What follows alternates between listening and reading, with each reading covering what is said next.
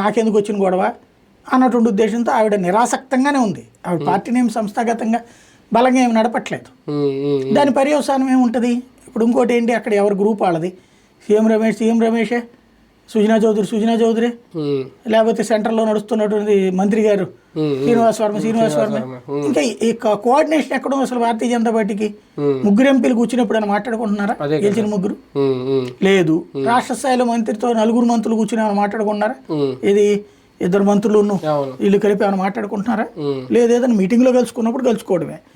సంస్థాగత నిర్మాణపరమైన దీన్ని ఈ క్యాష్ చేసుకుంటాడు ఆయన పవన్ కళ్యాణ్ ఆటోమేటిక్. భారతీయ జనతా పార్టీ హిందుత్వ సిద్ధాంతానికి వారసుడుగా ఒకవైపు, చంద్రబాబు గారి రాజకీయ వారసుడు ఒకవైపు, కాపు సామాజిక వర్గం ముద్దుబిడ్డగా ఒకవైపు, ఒకేసారి త్రిముఖ వ్యూహం. ఆయన చెప్పింది మీరు నా వెనకాల ఉండండి, వ్యూహం నేను పన్నుతాను అన్నాడు కదా, అదే ఆయన వ్యూహం. ఆంధ్రప్రదేశ్లో భారతీయ జనతా పార్టీకి సరైన నడిపించే నాయకుడు కొరత ఏమన్నా కనిపిస్తుందా? ఉండుంటే ఇలాంటి ప్రాబ్లమ్స్ అన్నీ రేపొద్దున కనిపించుండేవి కాదా?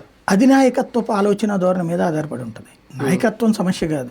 ఇప్పుడు ఉన్నోళ్ళు చేయగలరు, పురంధేశ్వరి చేయగలరు. ఫ్రీ హ్యాండ్ ఇచ్చి మీరు మాకు ఇన్ని బట్టి రావాలి రేపు పొద్దున అని చెప్తే చేస్తారు. ఆ ఫ్రీ హ్యాండ్ ఇచ్చేవాడు కావాలి. అంటే మనం పాత నాయకులతో ఒకసారి కంపేర్ చేసుకుంటే, ఇంతకుముందు కన్నా లక్ష్మీనారాయణ గారు ఉన్నప్పుడు కానీ, లేని సోము వీర్రాజు గారు ఉన్నప్పుడు ఏదో యాక్టివిటీ ఉండేది. ఓకే, వాళ్ళు ఒకసారి ఒక